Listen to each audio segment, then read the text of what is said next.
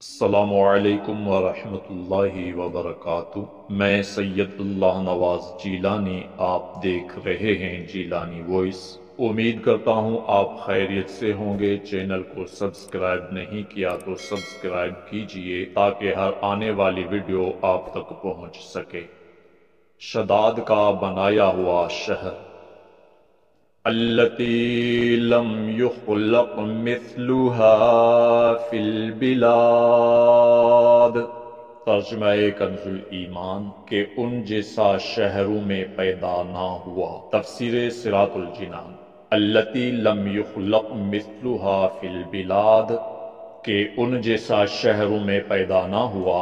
قوم عاد کی قوت و طاقت اور قد و قامت کے بارے میں بہت کچھ مروی ہے، جس میں بہت کچھ اسرائیلی روایات میں سے ہے، لیکن یہ بات قطعی ہے جو قرآن میں بیان کی گئی کہ وہ غیر معمولی قوت و طاقت اور قد کاٹ والے تھے۔ زور و قوت اور طویل قامت میں عاد کے بیٹوں میں سے شداد بھی ہے، جس نے دنیا پر بادشاہت کی اور تمام بادشاہ اس کے مطیع ہو گئے، اور اس نے جنت کا ذکر سن کر سرکشی کے طور پر دنیا میں جنت بنانی چاہی، اور اس ارادے سے ایک شہر عظیم بنایا جس کے محل سونے چاندی کی اینٹوں سے تعمیر کیے گئے، اور زبرجد اور یاقوت کے ستون اس کی عمارتوں میں نصب ہوئے، اور ایسے ہی فرش مکانوں اور رستوں میں بنائے گئے۔ سنگریزوں کی جگہ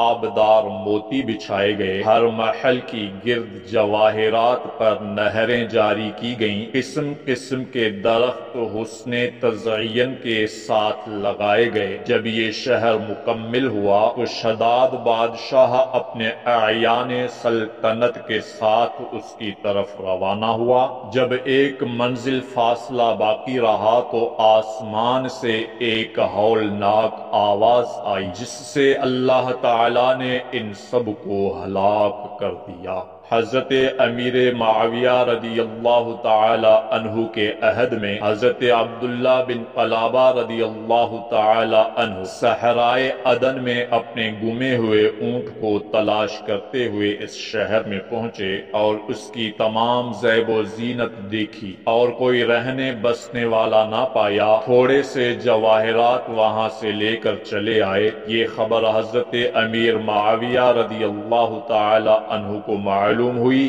تو انہوں نے انہیں بلا کر حال دریافت کیا۔ انہوں نے تمام قصہ سنایا تو حضرت امیر معاویہ رضی اللہ تعالی عنہ نے حضرت کعب احبار رضی اللہ تعالی عنہ کو بلا کر دریافت کیا کہ کیا دنیا میں کوئی ایسا شہر ہے؟